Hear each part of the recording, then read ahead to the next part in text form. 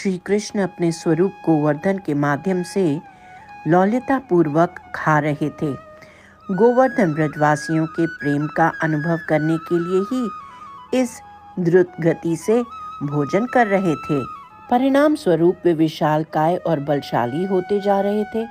छोटे छोटे बालकगण गिरिराज के अति विशाल स्वरूप को देखकर भयभीत हो रहे थे।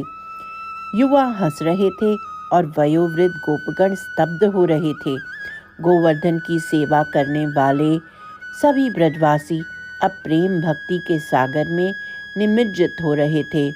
गोवर्धन सभी भोग सामग्री को खा चुके थे। चूंकि उन्होंने उस गोवर्धन तलहटी के क्षेत्र का समस्त जल ग्रहण कर लिया था, इसलिए गिरिराज के मुख एवं हस्त प्रक्षालन के लिए दूर से जल मंगवाया गया।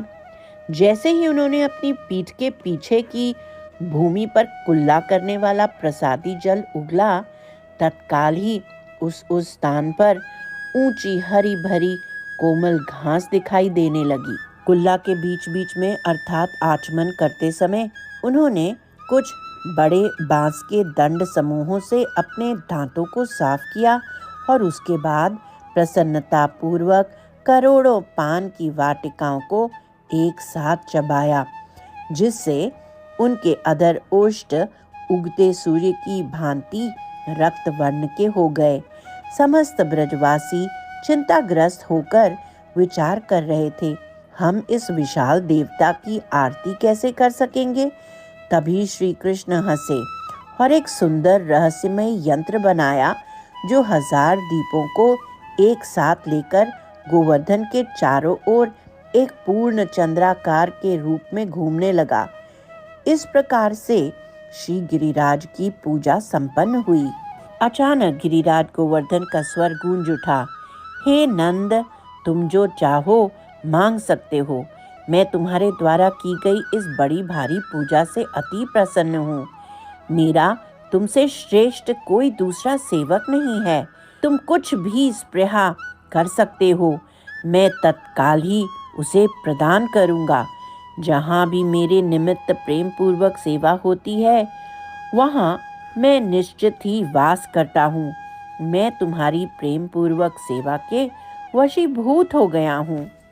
सभी ब्रजवासी आश्चर्यचकित होकर सोच रहे थे, हमने ऐसी वस्तु न तो कभी देखी है और न ही सुनी है। कोई भी देवता न तो कभी आते हैं, न ही खाते हैं और न ही हमसे कोई बात करता है। श्री कृष्ण ने नंद बाबा का हाथ खींचा और आग्रह किया, बाबा बाबा, गिरिराज से कुछ वर मांगो। वह उदार हैं और प्रसन्नता पूर्वक सभी वरों को दे रहे हैं। नंद बाबा नम्रता पूर्वक गिरिराज से निवेदन करने लगे, हे स्वामी, मैं आपसे क्या प्रार्थना करूं? आप मेरे हृदय के अंदर और बाहर सब कुछ जानते हैं। आप सर्वव्यापी, पूर्ण और समस्त समत्व को धारण करने वाले हैं। कन्हैया ने हमें बताया है कि आप सभी देवताओं में सबसे महान हैं। आप तो हमारा सम्मान करने के लिए ही प्रकट हुए हैं, इसलिए तो आपने सभी भोग सामग्री ग्रहण की है।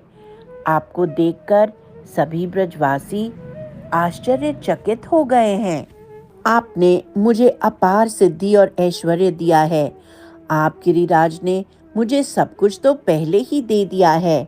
हे गिरिराज, मैंने यह यज्ञ अपने दोनों पुत्रों बलराम और कन्हैया के कुशल क्षेम के लिए किया है। मैं तो आपसे केवल यही वर मांगता हूँ कि वे दोनों सदैव प्रसन्न रहें।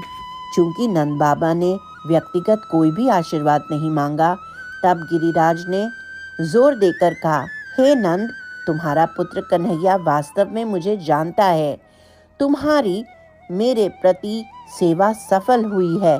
तुमने अपने लिए कोई वरदान क्यों नहीं मांगा? अब तक तुम्हारे द्वारा की गई सभी इंद्र पूजाओं से केवल समय का ही नाश हुआ है। इंद्र का जो भी ऐश्वर्य है वह मेरे द्वारा ही दिया गया है। बलराम और कन्हैया सर्वदा सुखी रहेंगे। मैं तुमको यह वचन देता हूँ। इन दोनों बालकों के कारण ही तुम मुझे समस्त पर्वतों के राजा गिरिराज गोवर्धन के रूप में जानने लगे हो। अब से तुमको सदैव ही उनके परामर्श को शिरोधार्य कर लेना चाहिए और वे जो भी कहें वही करना चाहिए।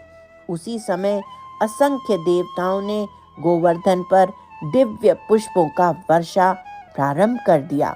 गिरिराज की महान शक्ति और ऐश्वर्य को देखकर गोपों के हृदय अब आनंद और आश्चर्य से भर गए। गोपों ने आशीर्वाद मांगा। नंद महाराज के पुत्र कन्हैया ने हमें आपका वास्तविक स्वरूप दिखाया है। अब हम जानने लगे हैं कि आप ही पर्वतों के राजाओं द्वारा पूजित देवता हैं।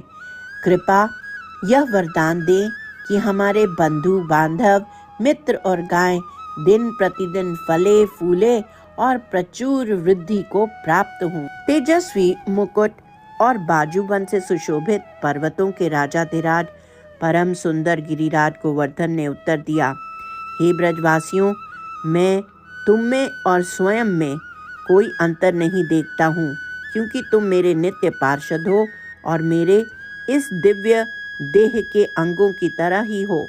मैं तुम्हारा पहला देवता हूँ। मैं समस्त कामनाओं को पूर्ण करने वाला परम मंगलमय हूँ।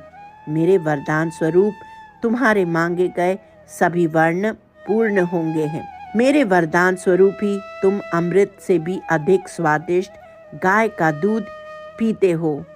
ओ मेरे ब्रजवासी भक्तों, मैं सभी वनों में सदैव तुम्हारे साथ रहूंगा और हम आध्यात्मिक लोक में जैसा आनंद भोगते हैं वैसा ही आनंद हम इस पृथ्वी लोक पर भी भोगेंगे। तुमने कभी किसी देवता को भोजन करते हुए नहीं देखा था, लेकिन तुम्हारी उपस्थिति में मैंने तुम्हारे द्वारा प्रदत्त सभी नैवेद्य ग्रहण किए। मैं तुम सभी ब्रजवासियों से अति प्रसन्न हूँ। सदैव आनंद में रहो। श्री कृष्ण सत्य काम है। वे जो भी चाहते हैं वह वास्तविकता में हो ही जाता है। वह जिस भी रूप की कल्पना करते हैं वह अनायास ही प्रकट हो जाता है। श्री कृष्ण ही स्वयं गिरिराज गोवर्धन है और सभी को आशीर्वाद दे रहे हैं। गिरिराज धरन की जय, गिरि गोवर्धन की जय।